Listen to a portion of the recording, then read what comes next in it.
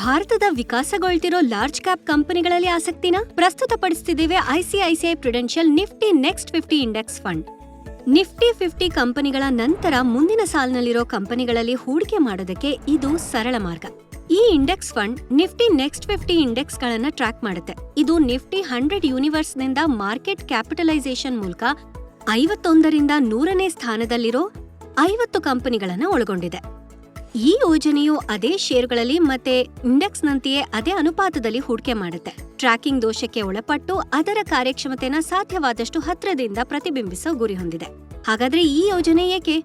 ಇದು ಭಾರತದ ವಿಕಾಸಗೊಳ್ತಿರೋ large cap ವಿಭಾಗದಲ್ಲಿನ ಕಂಪನಿಗಳಿಗೆ ಮಾನ್ಯತೆ ನೀಡುತ್ತೆ.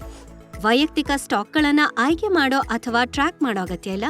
ಸಕ್ರಿಯವಾಗಿ ನಿರ್ವಹಿಸಲಾದ ನಿಧಿಗಳಿಗೆ ಹೋಲಿಸಿದ್ರೆ ಇದು ತುಲನಾತ್ಮಕವಾಗಿ ಕಡಿಮೆ ನಿಧಿ ವೆಚ್ಚವನ್ನ ಹೊಂದಿದೆ. ಡಿಮ್ಯಾಟ್ ಖಾತೆ ಇಲ್ಲದೆಯೂ ಇದನ್ನ ಆಕ್ಸೆಸ್ ಮಾಡಬಹುದು.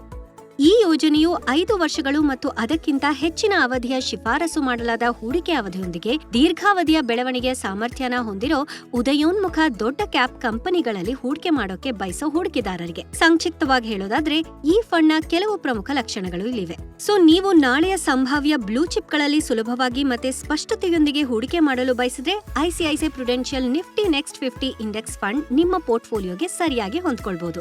ಮ್ಯೂಚುವಲ್ ಫಂಡ್ ಹೂಡಿಕೆಗಳು ಮಾರುಕಟ್ಟೆ ಅಪಾಯಗಳಿಗೆ ಒಳಪಟ್ಟಿರುತ್ತವೆ. ಯೋಜನೆಗೆ ಸಂಬಂಧಿಸಿದ ಎಲ್ಲ ದಾಖಲೆಗಳನ್ನು ಎಚ್ಚರಿಕೆಯಿಂದ ಓದಿ.